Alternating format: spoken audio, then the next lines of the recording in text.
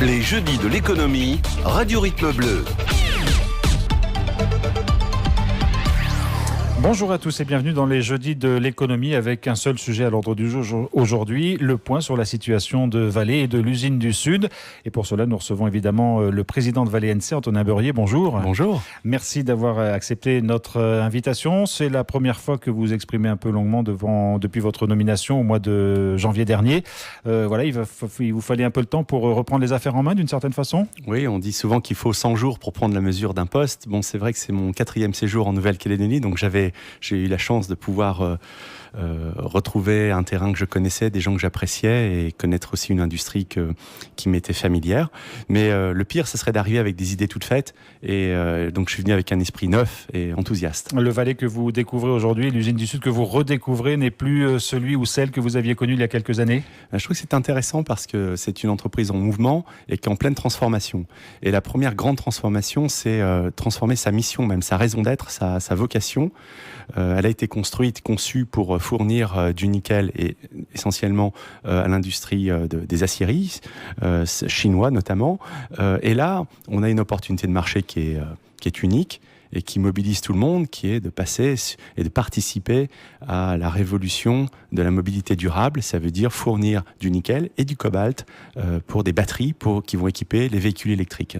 Alors on y viendra dans un instant parce que c'est un projet important pour vous. Nous parlerons également évidemment du projet Lucie qui commence à prendre forme, des projets que vous avez pour cette usine du Sud et son activité. Mais peut-être un mot d'abord sur le groupe Vallée en lui-même. On sait qu'il a été frappé par une terrible catastrophe au mois de décembre dernier avec l'effondrement de ce barrage. Comment le groupe réagit aujourd'hui et quel est l'état d'esprit ? C'est véritablement une catastrophe, une catastrophe humaine, une catastrophe environnementale et bien entendu une catastrophe aussi pour l'entreprise et pour ses salariés. Sur les 186 décès et 122 personnes disparues, on a peu d'espoir de les retrouver, donc on va dire presque 300 personnes, les 2 tiers sont des salariés de l'entreprise ou des gens qui travaillaient pour le groupe. Donc le groupe est durablement et sérieusement affecté par cela. Rien n'explique ni ne justifie un tel drame. Et ce que j'ai déjà eu l'occasion de dire, c'est que si on ne se remet pas fondamentalement en question, avec beaucoup d'humilité et une profonde remise en cause, après des événements comme ça, qu'est-ce qui nous fera changer ? C'est-à-dire qu'on sait tous que le risque zéro n'existe pas. Ceci étant, il faut aller au-delà de ça, au-delà même de ce que la loi nous impose, au-delà même de ce que même les techniciens nous assurent. Rien ne justifie la perte de vie humaine et l'impact sur l'environnement. Donc ce groupe, qui est très solide, c'est un groupe qui est leader mondial du minerai de fer dans le monde. C'est un groupe qui emploie près de 100 000 personnes.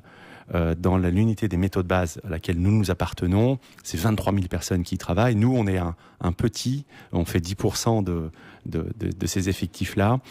Mais c'est le leader mondial du minerai de fer et ils ont toujours de grands espoirs de développer la partie des métaux de base, nickel, cuivre, cobalt, métaux précieux. Alors même si c'est loin, même si c'est ailleurs, le drame a eu lieu au Brésil, les équipes locales ont forcément été affectées évidemment par cet événement.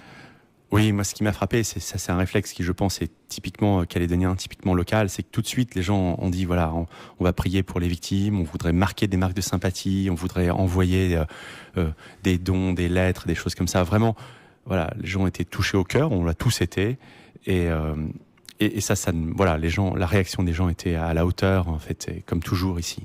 Alors Antonin Beurrier, l'année 2018 a été marquée par des incertitudes sur l'avenir de l'usine du Sud. On sait qu'il y avait des déclarations très attendues du PDG de l'époque, Fabio Schwarzmann. On ne sait pas ce qu'on va faire, on attend la fin de l'année pour décider. Puis finalement, il y a eu des confirmations au mois de novembre.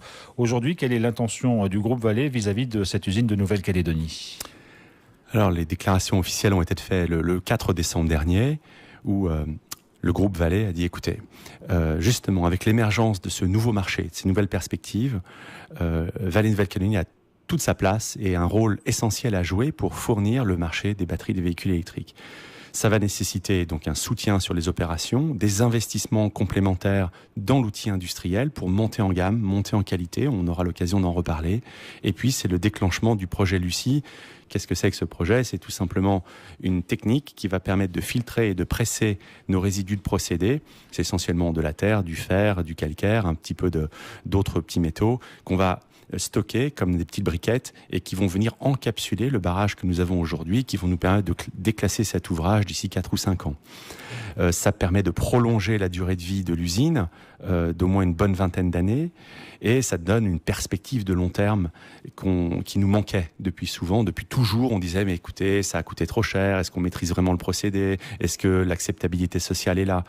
La réponse a été donnée en décembre, mais c'est pas un blanc-seing, c'est pas un chèque en blanc, c'était de dire c'est une marque de confiance et d'espoir qui m'a été confirmée même malgré les événements qui ont affecté le groupe. Donc j'ai vraiment le plaisir de vous confirmer que il y a le soutien indéfectible de l'entreprise pour mener cette transformation.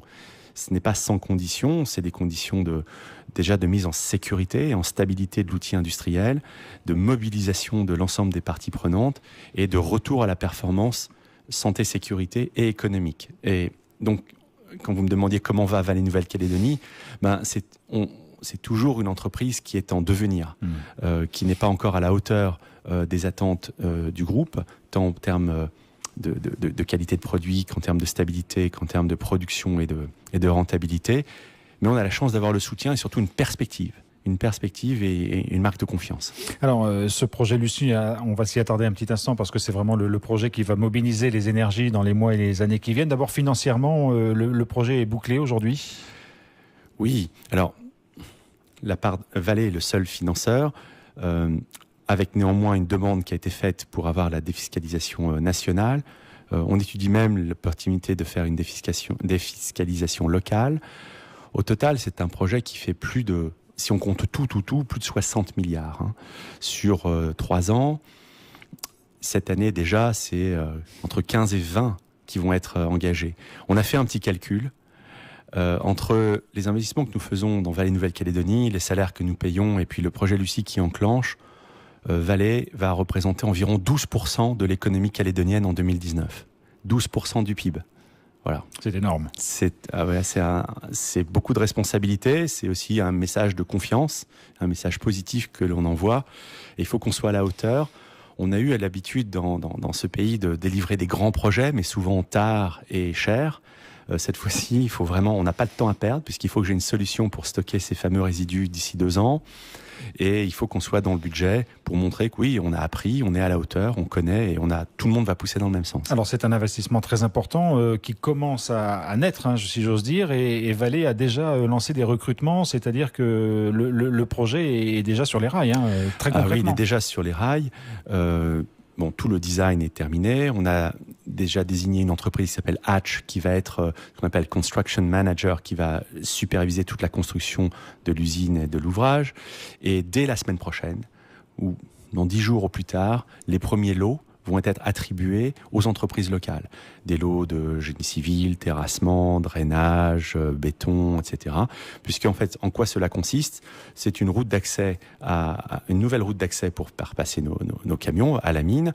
C'est une nouvelle usine qui à terme va employer environ une centaine de personnes. Cette usine, vous avez des filtres et des filtres presse. Vous allez passer les résidus de procédés qui ont aujourd'hui à peu près 25% de solide. Ils vont passer à 75% de solide après ce filtrage et ce pressage. Et ensuite, ils vont être placés dans le bassin de déposition. Donc, c'est entre 500 et 1000 personnes qui vont être mobilisées pendant les 2 à 3 prochaines années. Mais dès l'année prochaine, ça va être un peu le pic. C'est-à-dire en 2020, on va avoir des pics à 800 ou 1000 personnes sur le site, en plus des 3000 que nous employons. Et c'est un projet, il faut le dire et le rappeler, parce qu'on sait qu'il y a une sensibilisation très forte, une sensibilité très forte à ces questions. C'est un projet qui, au niveau de la préservation de l'environnement, a fait ses preuves, si j'ose dire. Alors, c'est l'avantage de ce projet, quel est-il ? C'est que on va utiliser la même empreinte que nous avons. Aujourd'hui, on a un grand bassin de stockage des résidus dits humides. On va garder ce bassin-là. Il est fermé par une berme, par un barrage. Donc, on va l'assécher, ce bassin. On est en train de le faire. D'ici mai-juin, il sera complètement asséché.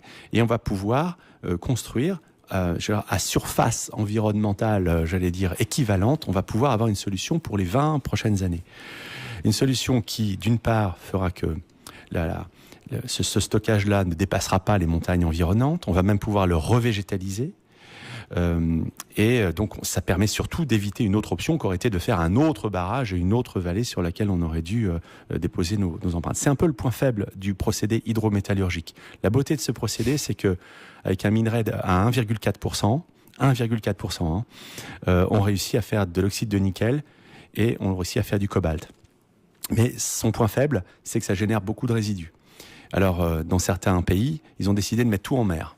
Okay. Nous, on a décidé pour 60 milliards d'avoir une technique de stockage ici. Et ça vous assure 20 ans de prévision? Oui, une bonne vingtaine d'années d'exploitation. Et puis, ça nous donne quand même le temps de voir venir, le temps d'anticiper, le temps de bâtir un outil industriel qui, j'espère, sera le plus compétitif possible. Je voulais simplement rappeler aux Calédoniens un chiffre. Les grands projets comme ça qu'on a eu dans le Nord, qu'on a dans le Sud, ils ont coûté entre 10 et 15 millions de francs par tonne de capacité de production de nickel. Vous savez, si vous voulez faire une tonne de nickel, ça vous coûte entre 10 à 15 millions de francs pour installer votre usine. Eh bien, en ce moment, en Indonésie, les Chinois, ils installent les mêmes technologies pour 3 millions de francs à peu près pour le HPAL, c'est-à-dire l'hydro, et pour 1,5 million de francs à peu près pour la pyro. C'est-à-dire entre 3 et 10 fois moins cher, quoi. C'est ça. Donc, il faut surtout, si on veut rester dans le peloton de tête, si on veut rester concurrentiel, il faut qu'on se bouge. Il faut vraiment qu'on se bouge, et c'est pas l'idée de se dire c'est une menace etc. Non, bougeons-nous, on a des atouts magnifiques, on a des gisements super, on a une expérience, on a des grands acteurs internationaux, on a maintenant, je pense, une prise de conscience pour trouver un bon équilibre. On peut pas faire du tout nickel, du tout mine, de tout métallurgie, mais regardez, c'est quand même une ironie de l'histoire, ce Vale qui était vu comme un peu le mauvais élève en termes environnementaux. Quelque part, on va devenir, j'espère, en tout cas c'est la mission de l'entreprise, un acteur essentiel, la transformation de la mobilité. Et ici, on l'a pas encore assez vu en Calédonie. Mais les véhicules électriques, ça va être 25% du marché d'ici 2025. À Paris, ils parlent d'interdire le diesel d'ici 2025 aussi. En Chine également. Vous voyez, on a notre carte à jouer. Alors, ce marché des batteries électriques, finalement, c'était pas prévu dans le projet initial de Vale, mais vous êtes rattrapé, j'allais dire, positivement par l'évolution des technologies. C'est vrai, pour une fois, il y a eu un petit coup de chance et ça fait du bien. On en avait besoin. Pour vous donner une idée, si vous achetez un véhicule électrique maintenant qui fait une autonomie de 400 km, c'est 60 kW, eh bien, vous allez être obligé d'avoir 43 kg de nickel et 6 kg de cobalt dans votre batterie. Et les batteries sont de plus en plus riches en nickel. Pour les spécialistes, ils veulent regarder sur Internet après, mais voilà, c'est les batteries NCM 811. Et de plus en plus, vous avez les grands constructeurs, les Tesla, les BMW, etc. Et puis les grands fabricants de batteries, les Panasonic, Umicore, etc., avec lesquels nous sommes en contact avancé, qui nous disent, écoutez, votre nickel, l'oxyde de nickel de Vale Nouvelle-Calédonie, ça nous plaît bien. Il y a encore des impuretés à enlever, parce qu'on ne fait pas des batteries, vous imaginez bien, pour que la conductivité fonctionne, vous devez avoir aucune impureté. Donc, ils nous demandent de travailler sur la qualité et l'uniformité de notre production. Donc, c'est tous les investissements qu'on va faire à ce titre-là, sur la stabilité et la qualité de notre production. Mais voilà, on a cet avantage-là. Et ces quelques années d'avance qu'on a par rapport aux Chinois, il faut qu'on les capitalise, qu'on ancre des partenariats industriels dans la durée et qu'on assure l'avenir de notre entreprise comme ça. Est-ce que vous sentez que vos équipes sont mobilisées autour de ces projets? Est-ce que ça leur offre des perspectives? Parce que la manière de travailler qu'ils ont connue ces dernières années va peut-être changer d'une certaine façon? C'est ça, il y avait toujours un peu cette incertitude et cette angoisse de se dire, bon, somme toute, est-ce que c'est la dernière année, l'avant-dernière année, pour montrer que on est capable, on pousse les équipements, on pousse les hommes et les femmes un peu à leurs limites et on se dit, mais voilà, est-ce que tout ça peut vraiment durer? Là, on va redoubler d'efforts, en fait. Il ne faut pas se raconter d'histoire, il faut travailler 2 fois plus, mais il faut travailler aussi de façon intelligente, avec un bon entretien de l'outil. On met la sécurité avant tout, vraiment. C'est-à-dire que parfois, vous savez, dans les grands groupes, dans les grandes entreprises, il y a une sorte de déconnexion entre le discours officiel et puis la réalité du terrain. Donc là, on est en train de réparer cette fracture. Je pars à Toronto la semaine prochaine pour demander un quasi doublement de mon budget sur les sujets de maintenance préventive, de mise en conformité, pour qu'on ait une usine dont tout le monde soit fier, qu'elle soit stable, sûre, productive, j'ose presque dire belle. On va faire un boulot d'insertion de ce site dans son environnement. Peut-être pas assez d'efforts a été mis dans, d'une part, évidemment, le respect des populations, dans le respect de l'environnement, dans le respect même de son esthétique, j'ose presque dire. Oui, mais il y a un boulot à faire. Sacré pari. C'est un sacré pari, mais c'est jouable. On a une pépinière magnifique. On a une des meilleures pépinières de Calédonie. On développe des espèces endémiques. On a ce savoir-faire. On a la volonté des gens d'avoir quelque chose de bien. Et d'ailleurs, j'en profite pour confirmer qu'on va faire une journée porte ouverte en novembre de cette année, au moment de l'occasion de la fête de la mer de la tribu de Goro, pour inviter les gens à venir nous voir et montrer qu'on a aussi des labos top niveau, de classe mondiale. On a un procédé extrêmement compliqué, mais qui nécessite des compétences au niveau doctorant. On a des ingénieurs de très haut niveau et puis des opérateurs super motivés pour faire un bon job. Antonin Beurrier, ces projets que vous évoquez, c'est maintenant évidemment qu'il faut les travailler pour les mettre en œuvre, mais il y a aussi, j'allais dire, le quotidien de l'usine, sa production, l'état de l'usine. Où est-ce que vous en êtes aujourd'hui ? Quelle est la production de Vallée aujourd'hui ? Est-ce que c'est satisfaisant ? Est-ce que vous pensez monter en grade ? Et est-ce que l'usine peut aujourd'hui absorber cette production ? Oui, au cours des 2-3 dernières années, on va dire la tranche de production s'est étalée entre 32 000 tonnes à 37 000 tonnes. Voilà. La capacité nominale de l'usine, c'est au-delà de 50 000. Donc vous voyez toute la marge. Et c'est un peu un cercle vicieux. C'est-à-dire que si vous êtes sous votre point mort, qui pour nous est environ à 36 000 tonnes, vous continuez à perdre de l'argent. Et donc, vous ne pouvez pas autofinancer vos investissements, et donc, etc. Et donc, vous avez cette course au volume, et certains pourraient être tentés de faire un peu des raccourcis, de dire, bon, écoutez, on pousse davantage, quitte à sacrifier la maintenance. La chance d'avoir une approche vraiment industrielle et de long terme, c'est de dire non, on va stabiliser la production, on va passer même à des modèles, on va appeler un peu comme une analogie avec les voitures, première, deuxième, troisième, quatrième vitesse, et on va aligner toute la chaîne de production. C'est-à-dire que de la mine à l'usine, au port, est-ce que tout le monde est prêt pour être en deuxième vitesse ? Ok, on accélère doucement, on voit si tout est bon, on fait la maintenance sur les équipements qu'on aura libérés, et on passe en troisième. Et ça, de façon progressive. Ces unités-là, pourquoi, par exemple, les chaudières SLN, elles marchent bien depuis toujours ? Parce que c'est stable. Et depuis toujours, ils ont bien fait le job, d'une bonne maintenance, etc. Et c'est ce niveau de stabilité vers lequel nous essayons de tendre. Et ça, c'est un projet qui s'inscrit dans le temps aussi ? Parce qu'il faut planifier, il faut anticiper. Je pense qu'il y a au moins 2, voire 3 ans de boulot pour arriver aux 50 000 tonnes. Ça ne veut pas dire qu'on ne puisse pas atteindre l'équilibre financier avant, comme je vous le disais. Ça dépend évidemment bien sûr du prix du nickel et du cobalt. On était aidé par le cobalt quand il était à plus de 70 000 $ la tonne. Il a quasiment diminué son prix par 2. Donc ça nous embête parce que c'était ce qui nous permettait de couvrir une bonne partie de nos coûts fixes. C'est un de nos avantages aussi, de pouvoir fournir du cobalt. Et puis le nickel, écoutez, il remonte doucement, un peu plus de 13 000 $. Ça commence à être intéressant. Voilà. Dans nos plans de long terme, on a un nickel à 18 000. Ça vous permettrait de faire du bénéfice ? Oui, exactement. Donc, à partir de 50 000 tonnes. On peut en faire avant. Je vous dis, dès 36 000 tonnes, avec un prix du nickel à 14 000 $, on est bien. On sait que le prix du marché du nickel est très fluctuant. Une baisse du nickel aujourd'hui serait vraiment handicapante pour les projets que vous portez ? Oui, bien entendu, ça creuserait des pertes, et c'est des pertes que les actionnaires, et l'actionnaire Vallée en particulier, sont amenés à combler. Donc c'est autant d'argent qu'on ne peut pas mettre dans l'outil de production, autant d'argent qu'on peut mettre dans la maintenance ou dans le développement et l'innovation. Donc c'est ça qui est difficile, il faut avoir les reins très solides. On a la chance dans toute l'unité des métaux de base dont je vous parlais. Il y a des usines et des mines au Canada, au Brésil, en Indonésie, toutes gagnent de l'argent, même avec ce prix du nickel aujourd'hui. On est les seuls. Donc ça ne peut pas durer trop longtemps. Antonin Beurrier, dans les projets que vous portez, il y a aussi celui que vous appelez, alors c'est assez rigolo d'ailleurs, le nickel vert. De quoi s'agit-il exactement ? Alors oui. On sait que le nickel représente est un peu vert quand on le voit comme ça dans les gisements, mais qu'est-ce que vous appelez vous le nickel vert ? Alors, c'est un concept encore. C'est un concept, il n'y a pas de marché du nickel vert, il n'y a pas de spécification particulière. Sauf que nos clients, imaginez bien des constructeurs automobiles qui veulent vendre à leurs propres clients des véhicules électriques, c'est parce qu'ils ont une clientèle qui est sensible à l'émission de CO2, sensible au sujet de recyclage et sensible à l'environnement en général. Donc si, évidemment, ils vont regarder toute la chaîne de production et de fourniture de leurs composants, et ils vont regarder ce qu'on appelle la décarbonisation, en fait, enlever tout le CO2 de la chaîne de production. Donc c'est une opportunité intéressante pour nous. On consomme déjà assez peu d'énergie assez peu d'électricité par rapport à la pyro.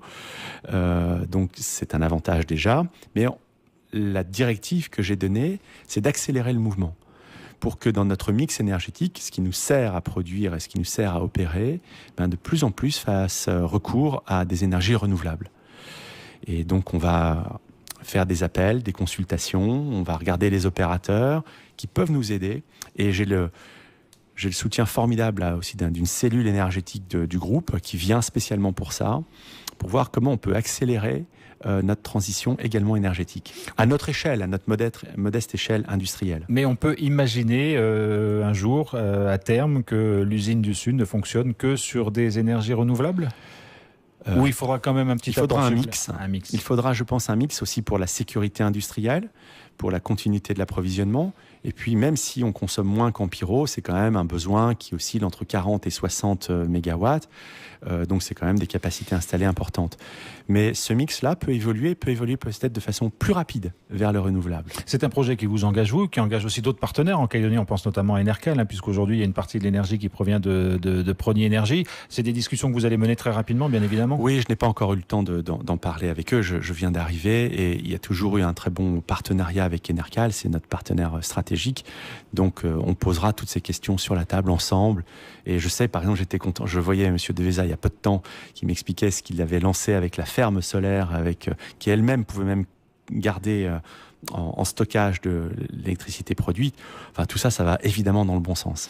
La mise en œuvre du projet Lucie, cette transformation vers du nickel vert, c'est finalement le cœur de votre mandat, la présidence de Vale ENC, sont deux choses que vous portez très fort. Oui, l'idée c'est de délivrer les promesses de ce projet. Chaque entreprise ici a sa mission, sa promesse, j'ose presque dire son supplément d'âme. J'ai eu la chance de servir pour KNS et on le connaît bien, ce supplément d'âme là-haut. La SLN avec toute son histoire, il y a un supplément d'âme. Et les entreprises, attention, elles sont des êtres vivants. Et donc dans le Sud, c'est un être vivant qui avait une très belle promesse. Une promesse d'un procédé innovant, une promesse aussi, le Sud avait le droit de rêver également. Et quand on voit la mobilisation que j'ai et l'emploi local que j'ai, moi j'ai 90% de mes employés sont des Calédoniens, des gens du pays, ok. Donc voilà. Donc on a tous le droit d'avoir ce rêve, cette ambition, ce souffle. Et alors maintenant, il y a presque un supplément, un regain de motivation pour dire que non seulement on va avoir une technologie innovante là pour stocker nos résidus, donc et peut-être même que cette technologie, si ça fonctionne, pourra inspirer d'autres, parce qu'il y a des barrages, il y en a partout dans l'industrie minière, en Australie, au Canada, partout. C'est un sujet. Jusqu'à présent, on stockait ça dans les barrages, dans des fosses. Bon, avec ce qui s'est passé au Brésil, je peux vous dire que la vallée, si nous on réussit, ça va être super. On va développer ça partout. Et puis le deuxième sujet, c'est de participer à une mobilité durable et peut-être même d'être un acteur de changement. Parce qu'en Calédonie, on est très sensible à l'environnement, d'accord, mais on aime bien préserver, on fait des parcs, on fait des réserves, on fait tout ça. C'est très conservateur, si j'ose dire. Il faut le faire. Mais l'environnement moderne, c'est aussi de concilier le progrès technique avec la durabilité et la préservation de la planète. Donc, oui, alors c'est les mêmes gens qui viennent vous dire on va préserver comme ça, mais ils roulent en 4x4, ne recyclent pas leurs déchets. Voilà. Donc je pense qu'il y a un gros boulot à faire d'introspection également aussi dans ce pays. Vous évoquiez il y a un instant les autres opérateurs miniers en Nouvelle-Calédonie. Vous connaissez évidemment les difficultés que rencontre la SLN. Il y a quoi entre vous ? Il y a un peu de solidarité, il y a un peu d'attention quand même aux périodes difficiles que peuvent traverser les uns ou les autres ? Oui, il y a beaucoup de solidarité. Qu'on ne voit pas, qu'on n'étale pas sur la place publique. C'est une sorte de pudeur entre nous, mais on se connaît tous, on se respecte tous. Je vous parlais du respect de la vocation de chacune de ces entreprises. J'ai oublié la SMSP, qui elle aussi est porteuse d'une NMC d'une belle ambition. On se connaît, on a travaillé ensemble, on sait que c'est pas évident, on souffre tous, donc on serre les coudes. Je pense notamment, si on prend la SLN, voilà, on a échangé en toute confiance avec la direction des échanges de titres miniers. Moi, j'ai des titres miniers à Thiébagui. Pour eux, c'est important. Ils en ont plein milieu de mon emprise industrielle en bas. Et ben, on va échanger ça. Voilà. Donc, on a lancé une procédure. On met en commun des achats. Ils ont un atelier de maintenance à SLN qui est remarquable. Nous, on a besoin peut-être de regarder si on peut pas les solliciter. Il y a plein de choses. On pourrait même aller au-delà. KNS, on s'échange des pièces, on s'échange des équipements spéciaux. Voilà. Donc, vraiment, C'est sympa, il y a une bonne ambiance. Donc non seulement il y a de la place pour tout le monde, mais en plus tout le monde a intérêt à aller dans le même sens. Bien entendu, et plus que jamais, c'est-à-dire qu'on a tous cet impératif de... Il faut qu'on montre, parce que qu'on se dise bien la vérité, les gens ne font pas d'argent en Calédonie en faisant du nickel. C'est quand même incroyable. On a un pays super, c'est notre tradition depuis 100 ans. On était quasiment en compétition avec le Canada au début du XXe siècle. On se dit qui va être le premier. Bon, bah là, on est déclassé. Au Canada, ils gagnent de l'argent. En Indonésie, ils en font. Aux Philippines aussi. Et ils investissent massivement. Donc, si on veut relever ce défi-là, alors attention, hein, l'industriel a plein de jobs et plein de responsabilités. Il faut que les technologies marchent. Il faut qu'on maîtrise nos coûts. Il faut qu'on soit innovant, etc. Mais c'est vrai que socialement, politiquement, on a besoin d'un cadre qui nous aide et pour avoir un développement harmonieux, équilibré. Et on n'est pas un d'entre nous ne souhaite avoir de dire c'est le tout nickel, toute mine. Non, non. Mais attention, équilibrons bien. Et c'est un point fort. Et grâce à ce point fort, on pourra faire plein d'autres choses. Antonin Beurrier, avant de terminer cette émission, est-ce que vous pourriez nous dire un mot, parce que c'est en cours aussi, sur le renouvellement du pacte d'actionnariat, hein, c'est un sujet important pour vous. On sait que vous discutez avec les uns et les autres. Les choses avancent là aussi? Oui, les choses avancent bien. Donc Vallée Nouvelle-Calédonie est détenue aujourd'hui à 95% par le groupe Vallée Canada, et puis 5% par SPMSC, qui est la Société des participations minières du Sud, mais qui représente en fait les trois provinces. La province Sud à 50%, et puis les îles et le Nord à 25-25. Il était important, vous imaginez quand vous investissez autant dans une entreprise, vous avez besoin de stabilité dans votre actionnariat. Vous avez besoin de relations apaisées, constructives, positives avec l'ensemble des parties prenantes, gouvernement, province, municipalité. Et donc la Vallée vraiment a pris l'initiative de faire les gestes qui vont bien pour trouver ces équilibres et pour que la Calédonie soit représentée à hauteur de 5%, puisse voir ce qui s'y passe pour pouvoir contribuer, pour pouvoir nous aider aussi, développement d'infrastructures, de nouveaux services. On parlait des routes, on parlait de l'énergie, on parle de l'emploi. Bref, c'est vraiment, ça doit être gagnant-gagnant. Et c'est vrai que les dépassements de coûts qu'il y a eu sur ces immenses projets ont pu mettre en difficulté les collectivités. Donc il était important que l'industriel rectifie le tir. Et les échéances politiques et institutionnelles viennent un peu perturber tout ce travail, ou vous arrivez à les dépasser aussi? Voilà, l'idée c'est quand même d'élever le débat. Je pense que c'est vraiment un sujet d'intérêt pays, qu'on trouve une solution pérenne, stable et qui soit vraiment gagnante pour la Calédonie. Merci beaucoup Antonin Beurrier d'être venu dans ces jeudis de l'économie Radio Rythme Bleu. Peut-être une question avant de se quitter. Vous l'avez dit, c'est votre 4e mission en Nouvelle-Calédonie. Forcément, il y a un attachement particulier à ce territoire aujourd'hui. C'est juste, c'est drôle. Ce sont des forces magnétiques spéciales qui me rappellent ici, ou enfin plus sincèrement des amitiés profondes, avec une histoire qui est à la fois c'est une belle histoire. C'est une histoire parfois tragique, parfois tellement positive et tellement enthousiasmante. Et puis, on a une vraie carte à jouer ici. Donc voilà, il faut vraiment faire preuve ici de respect et d'humilité. Et puis, il faut aimer les gens. Et puis, si on aime les gens,